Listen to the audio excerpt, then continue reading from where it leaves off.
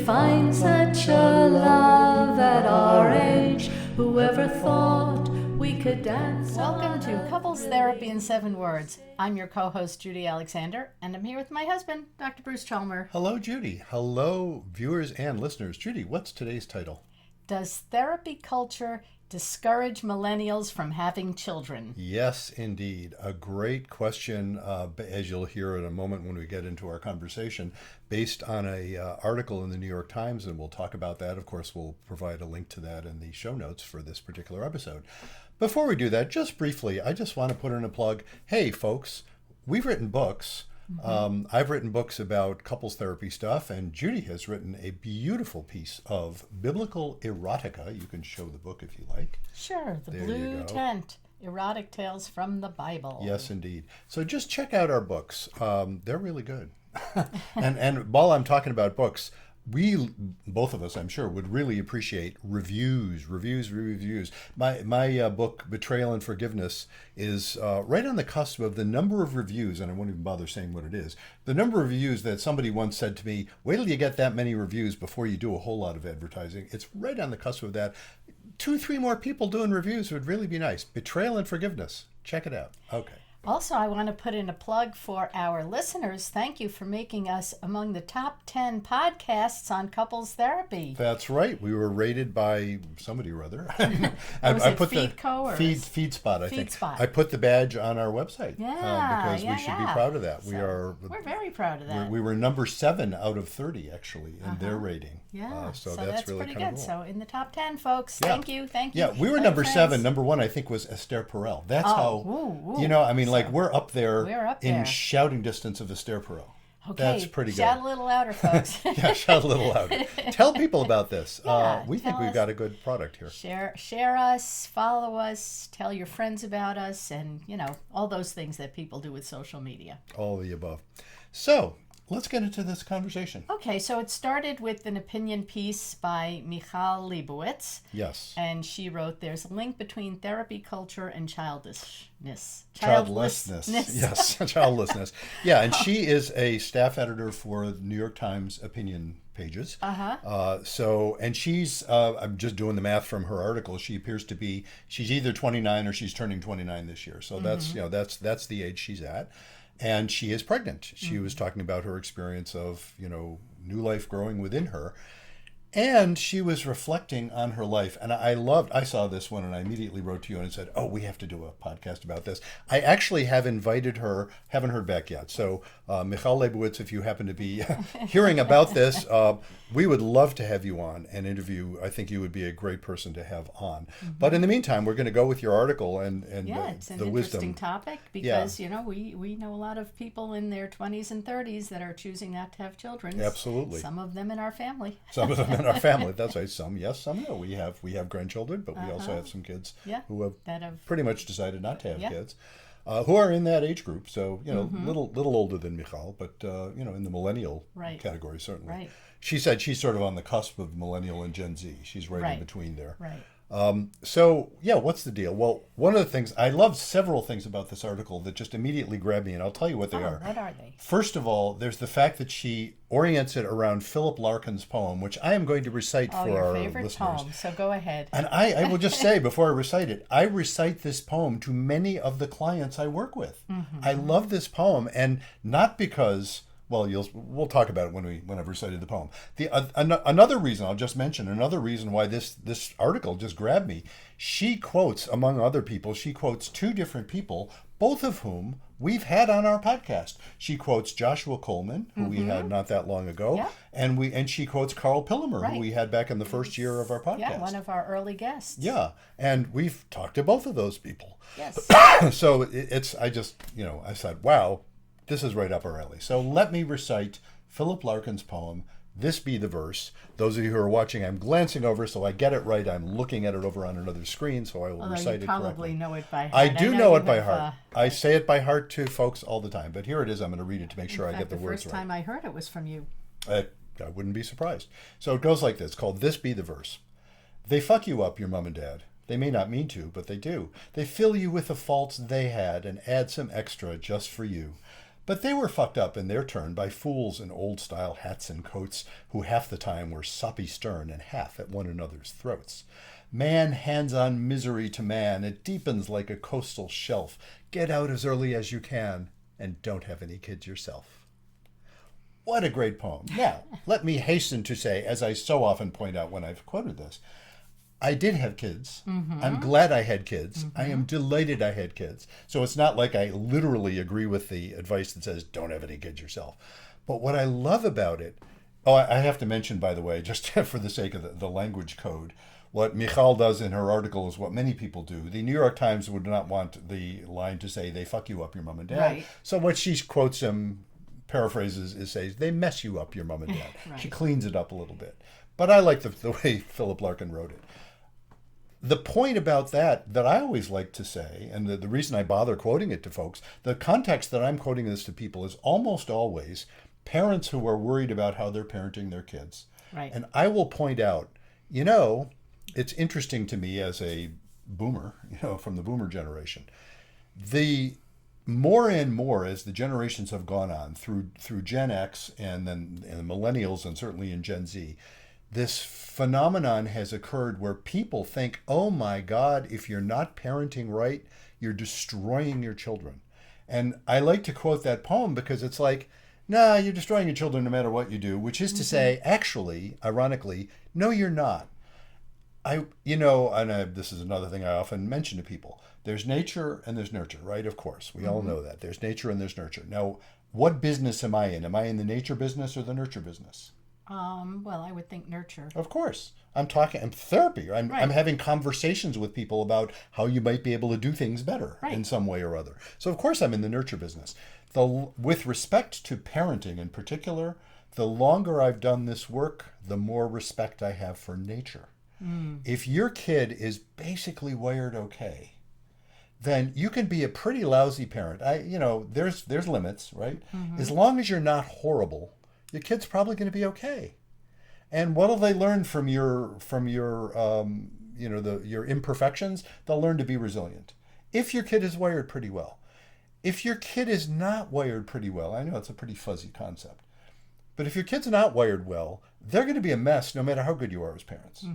And I've had so many occasions over the 30 years I've been doing this sort of work where a parent, parents will say to me, we got 3 kids and 2 of them are fine and one of them's a complete mess. What are we doing wrong? Yeah. And usually it's not that they're doing anything obviously wrong. Actually, they're doing all kinds of things wrong, of course, because they're human beings. Right. And what's right, you do the best you can.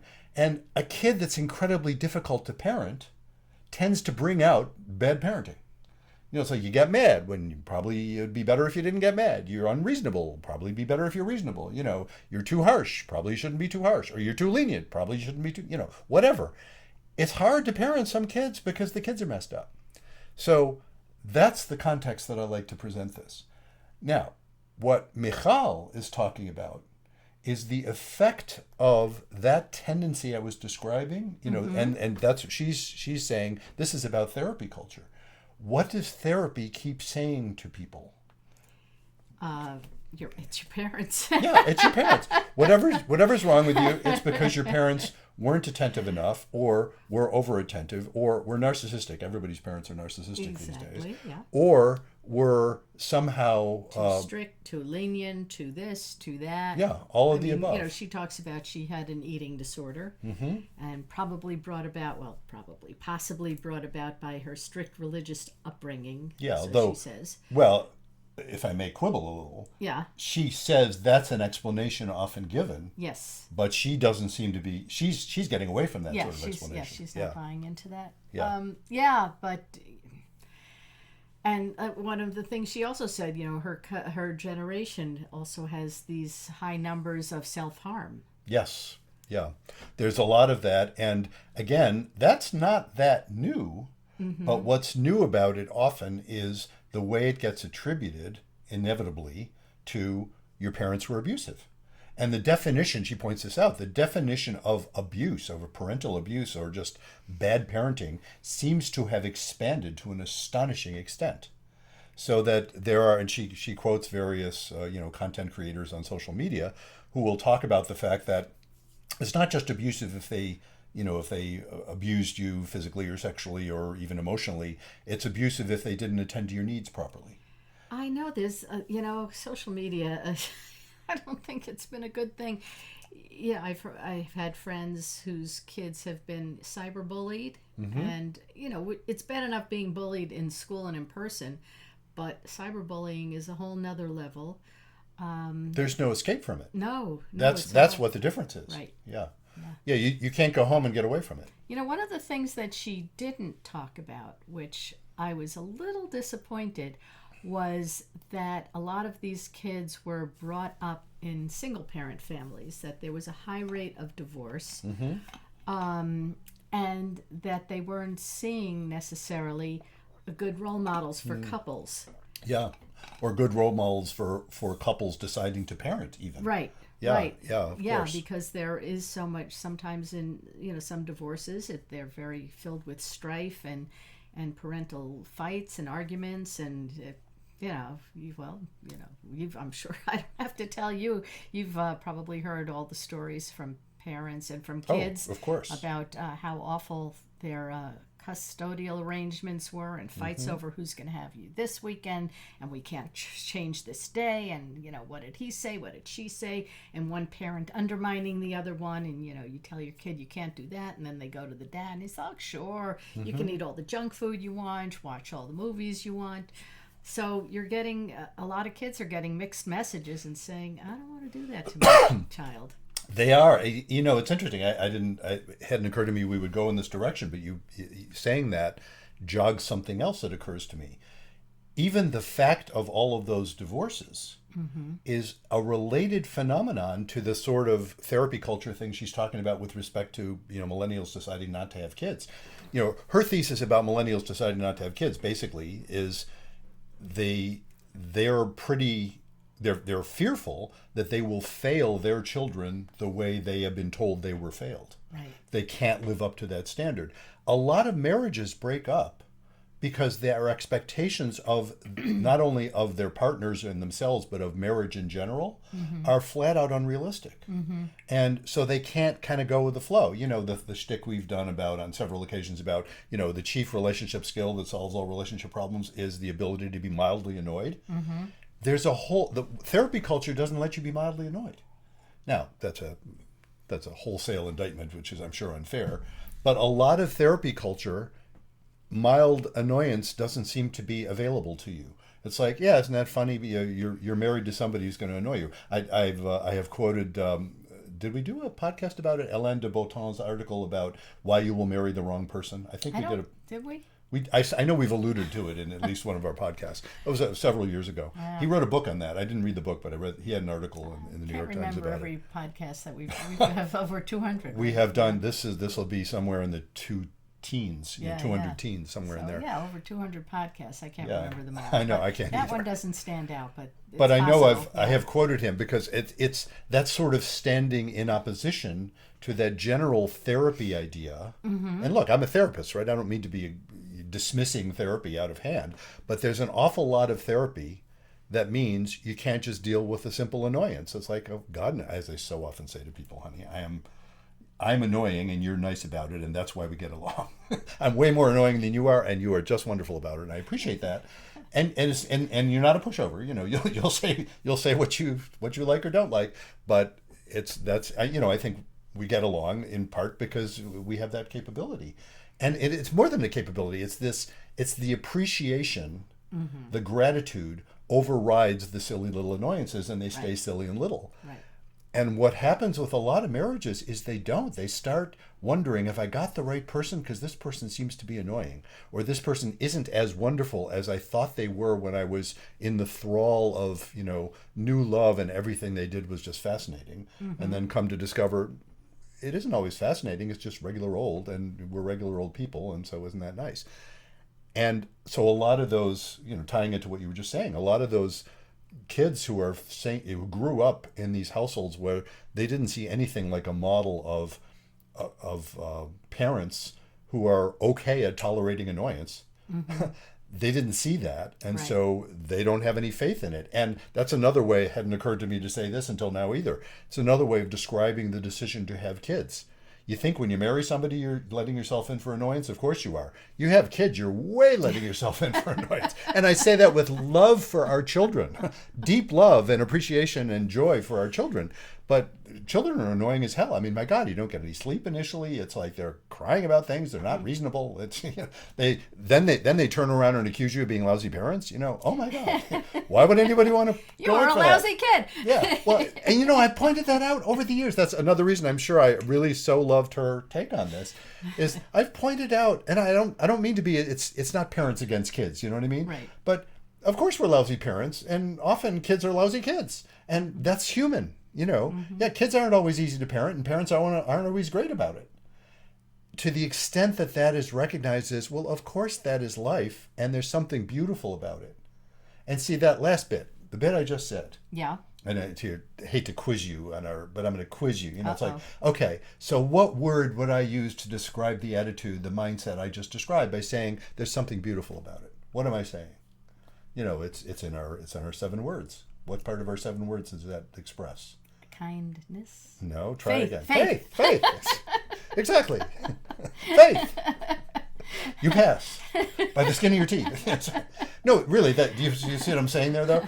That the mindset that would say there's something beautiful about it, even though it's annoying. Yeah. That's the definition, or a Yeah, except one of the operational. things that she mentions in the article, like, you know, with people not wanting to bring kids into this world with, you know, global warming Oh, and yeah. disasters and Right. violence and, you know, all the things that come about in any society. Yeah. But you know, she's saying, you know, some people say, why would I want to bring children into a world like this? Right.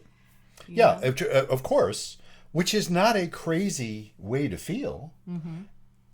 And what I'm saying is, I suppose I'm saying that when you are expressing faith, and I want to be careful about this because I don't want to claim that somebody who decides not to have children is therefore manifesting a lack of faith. Mm-hmm. I don't equate those things. There are plenty of people who have a view of the world that says, you know, it's right to be the way it is, who themselves say, yeah, I'm not cut out to be a parent, or I don't choose to be a parent. I'm glad there are people who do. Mm-hmm. And I accept that there are people who don't, and that's fine too. I feel the same way. You know, I'm not trying to indict people who make the decision not to have kids as there's something wrong with that. Yeah. I do observe, though, there is a bias here. I do observe that if a whole generation is rejecting that, there's something wrong. Because our whole evolution as people is founded on the notion, and it's interesting what Michal Leibowitz points out later in her article. It's founded on the notion that having kids is the right thing to do. And she points that out. And in her Orthodox Jewish upbringing, mm-hmm. It was just an assumption that you're going to grow up and have, the assumption is you'll have kids if you can. Right. And that's not, I don't think that's an assumption that requires defense any more than someone who would say, I know there's that assumption, but I'm choosing to deviate from it. Well, I think that's a legitimate choice. But the idea that you don't have to explain yourself for having kids, mm-hmm. It's more likely to raise the question, gee, why would you choose not to? That's something that I think is more worthy of explanation than the default assumption, which is, well, of course, we're human beings. We mostly want to procreate. Mostly want to procreate like any other species. Right. That's pretty much what we want to do. Right. That shouldn't be a bizarre choice. And she points that out. It's like there's something I'm reading a bit between the lines of what she said, but there's something in her upbringing and something in the fact that just simply is an assumption that isn't a terrible thing. It's like, yeah, that's not a bad way to be. And again, But don't you think that people have to explain themselves? People who choose not to have children often need to explain themselves more than people who choose to have children. Well, yeah, that's what I'm saying. That is true. And what I'm saying is, yeah, and I don't think that's a terrible phenomenon. If you're one of those people who's chosen not to have children, mm-hmm. Now you're in a minority. Yeah. We're in a minority. We know what it's like to be Jewish. Mm-hmm. That we're in some kinds of minorities and some kinds of not minorities, right? Well, I now recognize that if you're in some sort of minority and you are choosing to stay there to the extent you have a choice, mm-hmm. that it isn't odd that would require explanation more than being in the majority. That just comes with the territory. True. So to choose to not have children is a choice that, again, I'm not saying they should have to defend themselves because it's terrible at all. I'm just observing, not surprising that that's not the default. And I am opining, nor should it be the default. Yeah. I don't think it should be, I think it's fine that there is a default. And that's kind of what Michal is at least implying. And I do invite her to come on and argue with me if I'm wrong, correct me if I'm wrong. But I'm sort of seeing that in between the lines of what she's saying. There's something about the idea that there is a default that we don't have to bother in, justifying. That isn't a bad thing. And, therapy culture inherently, and I say this as a therapist, inherently you're questioning assumptions. Mm-hmm. It comes with the territory. I'm all about that. Whatever assumptions people come in with, if they are having serious pain, it's worth questioning the assumptions. But that doesn't mean you have to automatically jettison something just because it's an assumption. There's something good about having assumptions.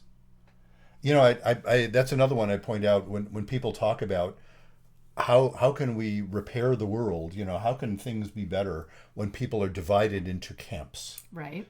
Shouldn't we all think of ourselves as just citizens of the world and never mind these tribes? The fact of tribes is what causes all of these wars and violence and hatred and all that stuff. And that's where I say, no, actually, we are tribal creatures. Mm-hmm. Having tribes isn't the problem. The problem is having tribes and being an asshole to people who aren't in your tribe. That's the problem. It's not having tribes because we are founded on that notion. Yeah, except we see so much of this tribalism right now where people are so divided and can't get along with people that are outside of their tribal camps. Yeah. Well, again, so what's the solution? You could say, and many people say, the same thing about religion. Mm-hmm. People will reject religion because it obviously causes so many problems. Mm-hmm. And I'm saying, no, the problem isn't that we have these systems that, again, and they're tribal in nature. I was born to this, so it's part of who I am. Right. The problem isn't that I need to reject my tribal identities.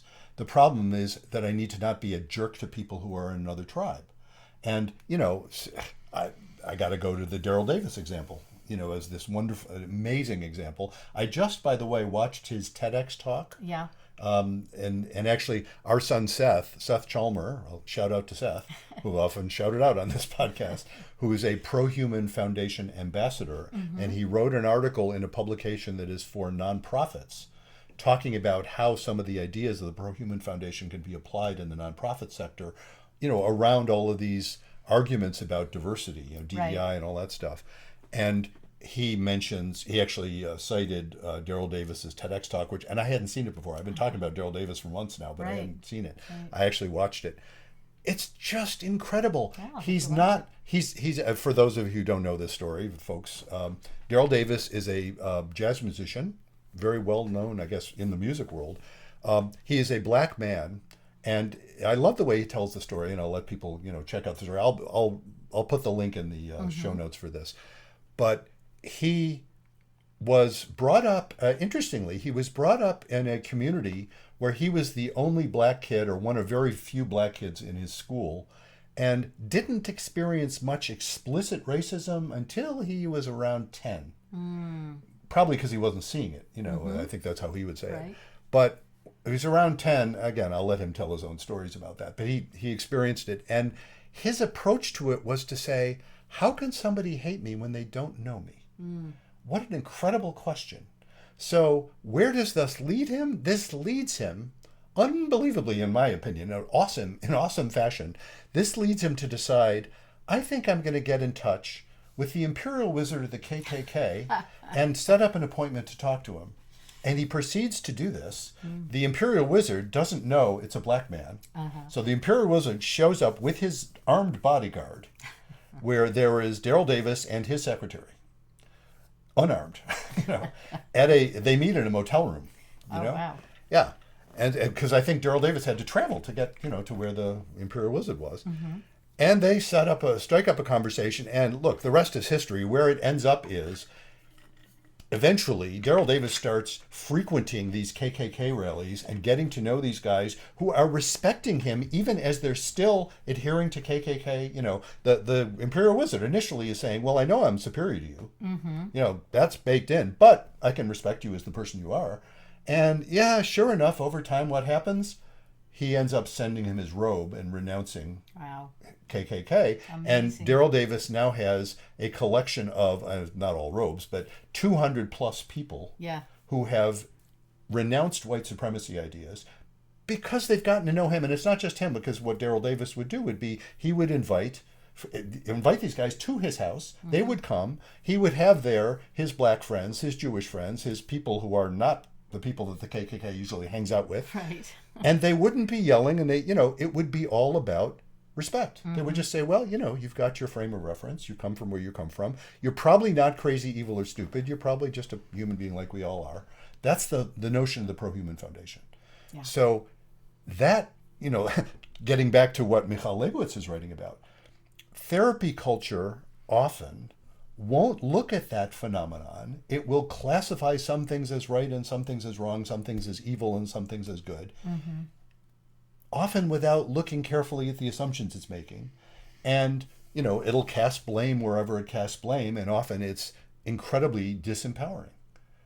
And so, I so enjoyed this article, if for no other reason, also among the many reasons I enjoyed this article, there she is. She's obviously made a choice which isn't that choice.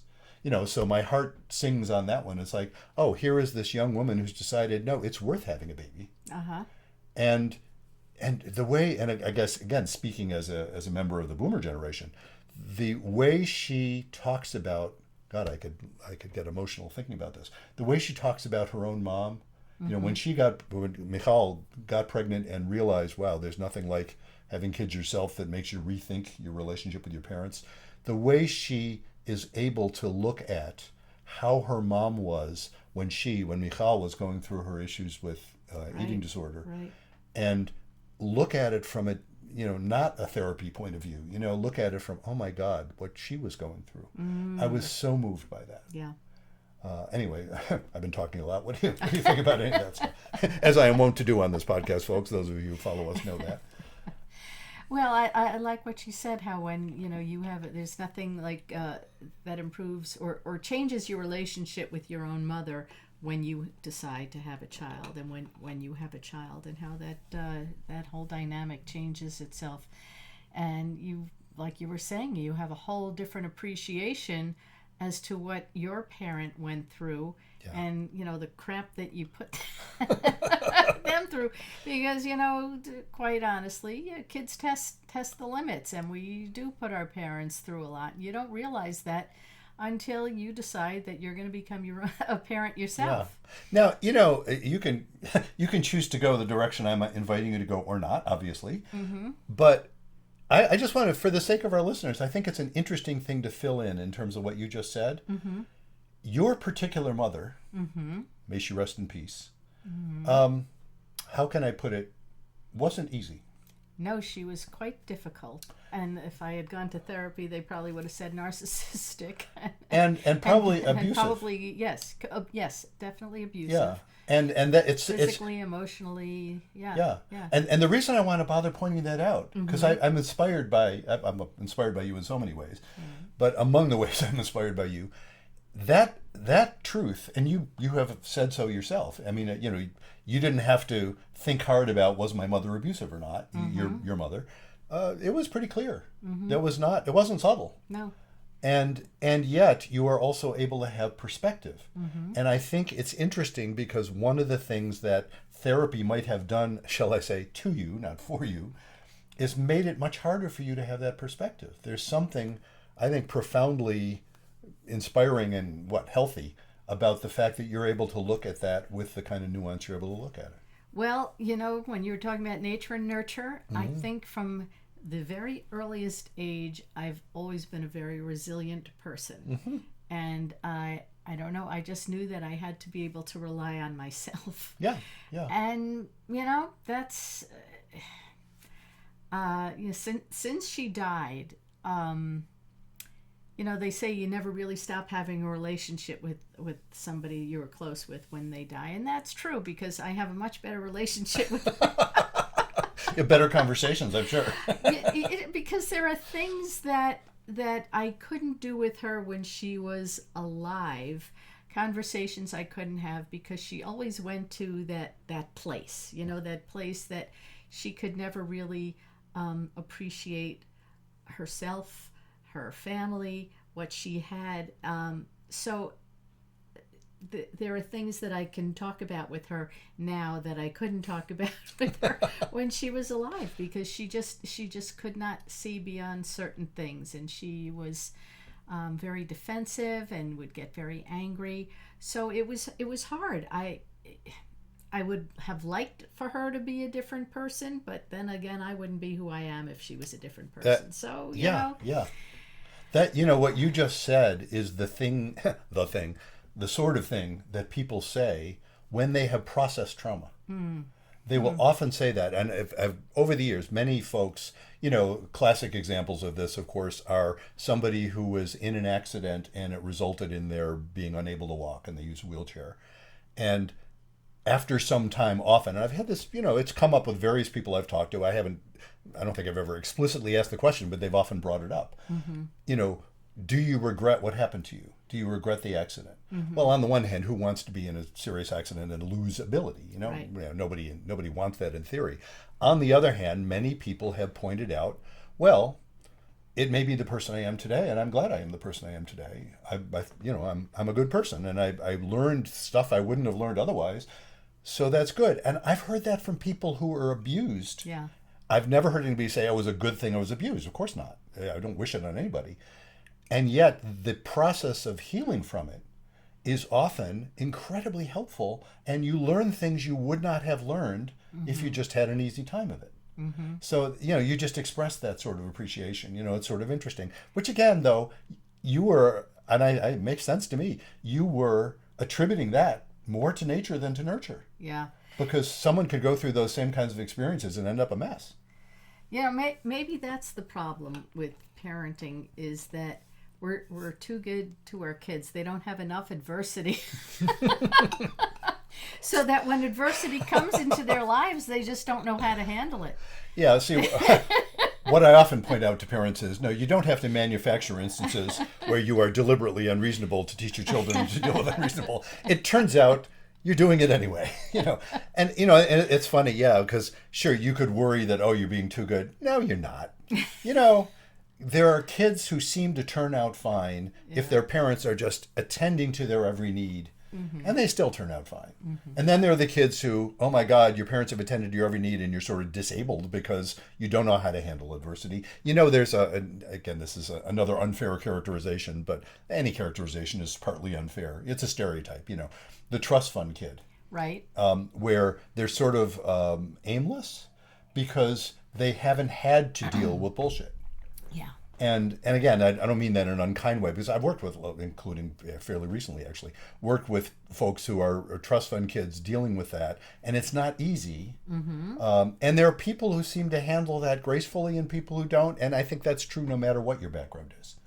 Yeah, and then, you see a lot of, or read about, because I don't see a lot of trust fund people, but, you read about them that, they start all of these NGOs and all these enterprises, and they're out working with poor people and helping people and and using their money, for good. So while they never had to work a day in their lives, they choose to do good. So what is it with the trust fund kid who's aimless, who turns to drugs and and can't make sense of their lives, versus the ones that those are the ones that end up in your office, versus the ones that are going to Africa and starting nature preserves, or they're working in slums with the poor in different parts of the world, or even in the United States, and setting up funds that are providing education to deprived communities, and setting up music so you see. I'll tell you why. And here I'm quoting Tevye from Fiddler on the Roof. Do you know the answer? I'll tell you why. I don't know. I don't. No, seriously, and I think Yeah. actually I think that's a substantive answer. I think it's an important answer. I don't know because I don't think it's always obvious or clear. You know, when I think about the folks who seem to be good at it, the ones you're describing, who just make meaning out of it and handle it, and you know, they're recognizing their privilege and they're also using it in the best way they can. There's something about it that says, you know, it's like, I think the same is true for royalty. Some royalty is good at it and some isn't. Some aren't, whatever the word would be. You know what I mean? Some are good and some are not. I mean, the folks who can rise to that occasion. You know how often I've said this, and maybe I've said it even on the podcast. You know why I don't play the lottery with the huge payouts? Because it'll ruin your life. Because I wouldn't want to win. Yeah. It's not because it's such a small chance and you're basically throwing your money away. No, somebody eventually wins, right? Yeah. If it's not crooked, and they tend not to be. No, it's that I'm convinced it would ruin my life. I would not be one of those people. Well, at this stage, I don't think I would enter into meaninglessness. What I worry about is it would ruin all my relationships. Yeah. It would ruin relationships with family. And again, I say this with full respect for our children, our wonderful children and their wonderful families. It would ruin that. It would ruin my relationship with friends and acquaintances and God knows what else. I don't want that much power. I wouldn't know how to handle it. And I remember you're saying, look at all the good we could do, and you're right. Maybe you could, but I'm convinced it would end up messing up really. And well, we've been it so watching often that does. that Israeli program, Seven Yes. Figures. Yes. I don't know how many of our listeners out there, and it's a program about people that have won millions and millions of dollars in the lottery. And we haven't seen the whole series yet, so I don't want to spoil any. Well, I can't spoil anything. We haven't seen the whole thing. Yeah. But before they can get the money, they have to go through 6 weeks of therapy, of these group meetings, because they know that it's going to ruin their lives. That was in the first episode near the beginning. Right. The premise is look at the research and how many, it's a substantial proportion of people end up broke within a couple of years. Right. And by the way, miserable. Right. Yeah. And so there's this like one couple that they're engaged, and her family thinks that she should give all of her money, she should divide it up equally among her and her siblings. They don't always agree about that. There's, the husband and the wife, she wants to give it to their 2 children. Yeah. Oh, and that family where her family wants to divide it up, and they offer what sounds like an enormous amount of money to Right, each to of them, each. but then they find out how much they won, and they see that they're only giving a relatively small proportion of it, and they're all angry. Right. As So opposed to it's saying, now- "Oh my God, an extra couple $100,000 we weren't even expecting." Right, You know? so they haven't even gotten the money in hand yet, and already it's tearing their family apart because of the differences on how they think that they should use their own money, or Yeah. this money. Well, her mother says, well, it's not even your money, you did nothing to earn this. And the fiance, who he's not really working, so he wants to invest and become a big shot, and he's like, it's interesting. Yeah, And you yeah. see that all these well-meaning people, and how the money, that this windfall that they've all gotten is affecting all their relationships, and not because of what they're doing, it's because of how everybody around them perceives them. And again, so let me tie that back actually to Michal Leibowitz's article, because that phenomenon of a lot of stuff happens that you're not in charge of. You can't control. You know what? One of my favorite topics to bring up around that is marriage. Should you get married or not? It's another thing that her generation is doing far less of. And even people who want to be in committed relationships. I'm not saying, she mentions in passing, one of the reasons is they're just commitment phobic or whatever. Fair enough. But lots of folks in her generation aren't commitment phobic, but they are marriage phobic. Yeah.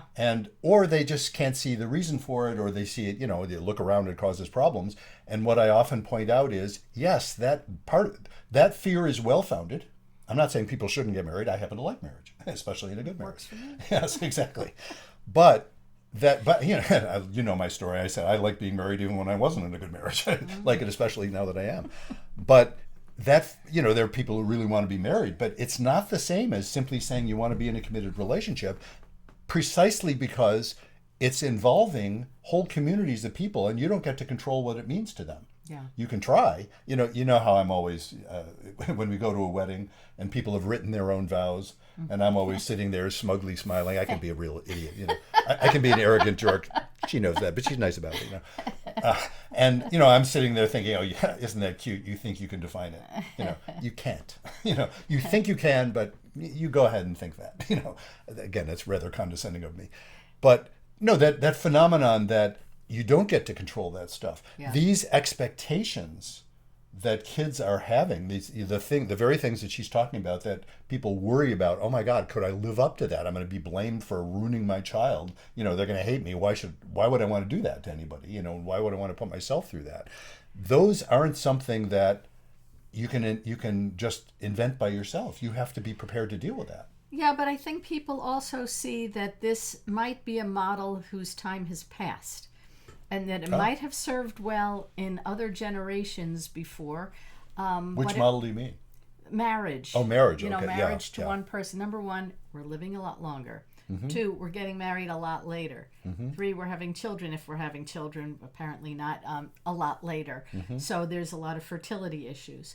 And people no longer need to have children to work on the farm, work in the family business, whatever it was that needed doing. That's not why you're having children. So the question is, why are we having children? Mm-hmm. What are expectations for our children? What's the purpose of having children? Yeah. So I think people see it as like a patriarchy oftentimes. Marriage is a patriarchy, and they don't want to ascribe to the patriarchy. Mm. And that's why you also see a lot of people now in these polyamory, in lots of yes, more than one partner. Yeah, or more generally, or open relationships. Yeah, ethical non-monogamy. Thank you. That whole idea. That's a more ethical general term. Non-monogamy. Yeah. Yeah. So and raising children, having like 4 or 5 adults that are in their life. So it's not just the mother, the father. It could be like 3 mommies and 2 daddies. So Mm-hmm. they're in the pod or the pedicule. I don't. you can tell how hip we are. And we've had people on our show. We have had people who actually are hip. I don't think about it every day, so I'm not really hip to that lingo. So I apologize to anybody using a polycule or whatever type. I think that's what a polycule. I think it's a polycule. Right. Yeah. What type of arrangement? So there's that whole thing. So maybe that model is better to serve what's going on now with people choosing to have either no kids or fewer kids, but do want to be a role model or be a mentor in some child's relationship. And I think parents who are so stressed and working are only too glad to have that extra pair of hands and arms and eyes, that some other adult in their child's life that they can rely on. So I don't know. Yeah, it's interesting. I pointed this out. When I hear about such arrangements, mm-hmm. Now recognize who's talking. A therapist, couples therapist, right? You hear the bad stuff. Exactly. I only hear about it when it's a mess. Mm-hmm. I don't get to hear about it when it's working well. Then they don't need me. Right. I do hear about it a fair amount when it's a mess, and so what I note about that is there are all sorts of emotional responses that have evolved over millennia that you don't just change by saying, oh, let's rethink that. I'm not saying you shouldn't try to. Mm-hmm. I'm just observing there's an awful lot. It's not surprising that this is something that you can't just say, well, let's be rational about this and be okay. And we've, when we have talked about folks in polyamorous relationships, sort of experts on polyamory, therapists who work with folks in polyamorous mm-hmm. relationships, they will point that out, that recognition that there's a lot of stuff that it takes a lot of, my favorite term, tolerance of anxiety. Mm-hmm. It takes a lot of tolerance of anxiety right. to be able to deal with that stuff. The people who do that are doing so because they feel like it's worth the effort. The thing about not having kids because, why would you do that? You don't need it anymore. Mm-hmm. That's turning out, many people are realizing, that's turning out not to work out so well. If you look at China, they had the one-child policy for a while, and then they realized, oh my God, we have all these people who do need younger people to take care of them, and we don't have any anymore. So is that why we're having children, just so they could take care of old people? It's not just so they can take care of old people, but if you really boil it down, why are we having children? So that the human species continues. Mm-hmm. And it's just interesting to note that failing to have enough turns out to be a problem. And there are Japan is having this issue, South Korea is having this issue, The United States, having this issue. Europe is having this yeah, issue, yeah. where the numbers of kids being born are far fewer than necessary to replace the adults who are getting old and dying. Right. So again, it's not just about taking care of us old folks. I say us because I'm in my 70s. You know, you're still a kid, but you know, you're getting there. You know, shouting distance, but not there yet. But that phenomenon of recognizing, you do need enough younger folks to maintain things. Given the size of society, given the numbers we have, it's a tricky problem. And so, yes, there was that recognition. You see this all over the place.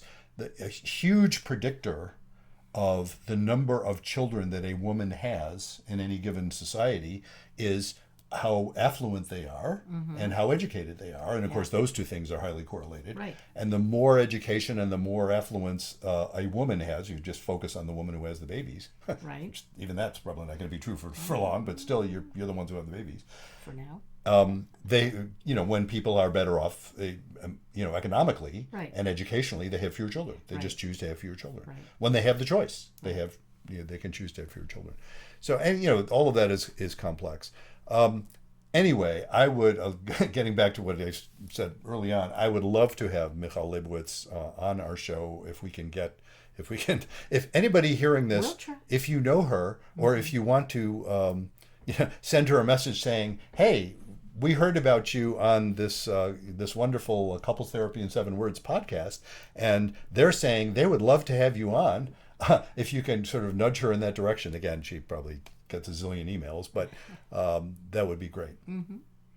So let's put in another plug for our wares. Okay, so you can, if you are interested yourself in being on our podcast, or if you know of somebody who would like to be on our podcast, or if you have a question you would like to hear us address on our podcast or a topic, you can go to our website, ctin7.com. CT as in couples therapy in 7.7.com. And I want to spell something out. It occurred to me because somebody on a podcast where I was being interviewed, somebody heard that as CTN7. I know, it's funny because it never occurred to me. CTIN, in, like couples therapy in 7 words. You can actually spell that whole thing out in words, couplestherapyin7words.com, and that'll get you there too. But I got the shortcut a couple of years ago because it's like, well, that's a heck of a lot easier, isn't it? CTIN in the number 7.com. So yes, do that, and we would love to have you on or get your suggestions for what we'd like to talk about. And hey, buy our books. Yeah, and no matter where you listen to us, like us, share us, spread the word. Yes, indeed. All that good stuff. And so until next time, remember, be kind. Don't panic. And have faith.